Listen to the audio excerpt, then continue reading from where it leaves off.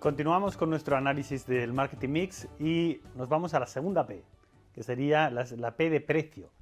Por tanto, vamos a hablar de estrategia de precios. Una vez más, yo creo que conviene empezar con una definición de entender qué es la estrategia de precios. Y en el fondo, la estrategia de precios se refiere a todos los métodos que usamos o usan las compañías para fijar un precio para sus productos. El precio es probablemente la variable más sensible del plan de marketing. ¿Por qué? Pues porque en el fondo, en casi todas las categorías de producto, cuando le preguntamos a la gente qué es lo primero que miras antes de comprar, pues dice, lo primero que miro es el precio. Por tanto, el precio es una variable muy relevante, lo cual no significa que todo el mundo sea sensible al precio, pero sí que el precio es fundamental. ¿Cuál es la clave a la hora de fijar precios? Yo creo que la clave es la coherencia entre la estrategia de precios y el target que estamos buscando, es decir, encontrar el precio que nuestro target está dispuesto a pagar. Todo depende del target, ¿de acuerdo? Por tanto, una vez más, recordemos esta idea de que la estrategia de marketing define y condiciona mucho el marketing mix. ¿Cómo fijamos precios? Pues yo creo que hay que usar criterios, es decir, no hay precio correcto o incorrecto, simplemente hay que tener una serie de criterios que debemos utilizar a la hora de fijar un precio.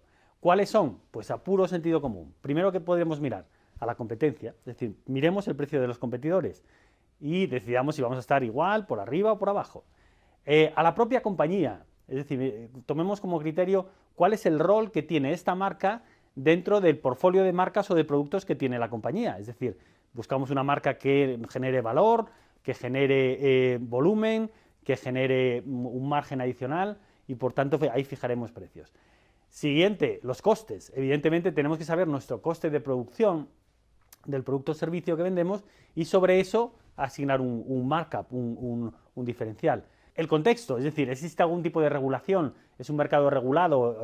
¿Afecta, digamos, la legislación o el gobierno en la fijación de precios? En ese caso habrá que tenerlo en cuenta. Otro factor fundamental, el posicionamiento, es decir, ¿qué posicionamiento queremos darle a esta marca o a este producto? Dependiendo de eso fijaremos precios de una manera u otra. Y probablemente lo más importante, como decíamos antes, el target, es decir, el segmento de clientes al que pretendemos llegar con este plan de marketing, ¿qué precio estaría dispuesto a pagar? Es decir, dos cuestiones yo creo que son relevantes aquí. La sensibilidad al precio de nuestro target y el valor que perciben en el producto. ¿De acuerdo? Esas dos cuestiones determinarán nuestra fijación de precios.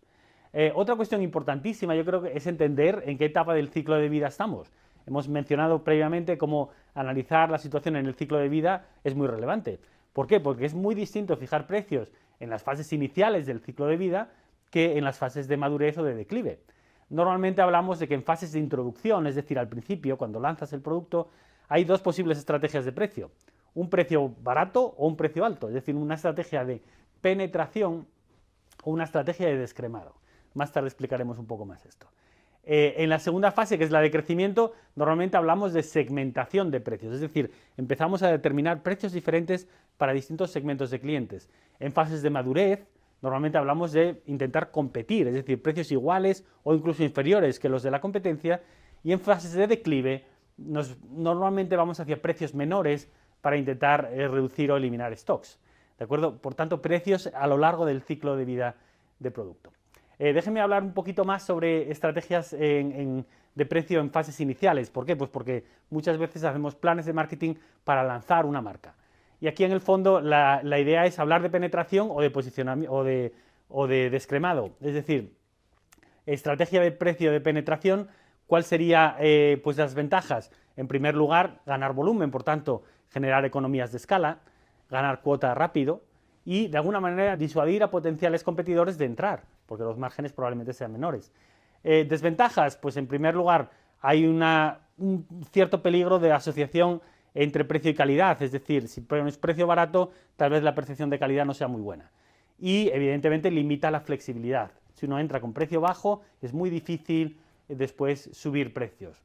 Por tanto, los consumidores pueden reaccionar negativamente a incrementos de precios posteriores. Y en cuanto a la otra estrategia, que sería la estrategia de descremado, la ventaja, evidentemente, es de alguna manera llegar a los innovadores.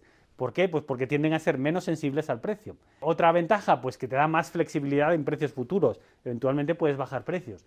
Y también que de alguna manera esto funciona cuando existe un vínculo fuerte entre precio y calidad.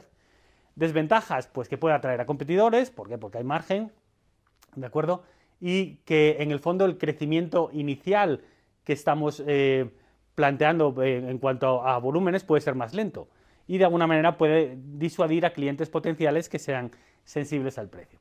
Para cerrar este capítulo, dos consideraciones respecto a precio que pueden ser interesantes dentro del plan de marketing, lo que llamamos el precio psicológico, que es el típico precio de 199,99. ¿Por qué lo llamamos psicológico? Porque la percepción desde un punto de vista psicológico entre ese precio y el precio real de 200 es enorme, es decir, el hueco, el gap que hay es muy grande, por tanto los precios psicológicos funcionan en mercados de consumo. Otra cuestión son precios promocionales, es decir, cuando hago descuentos, 2x1, etcétera.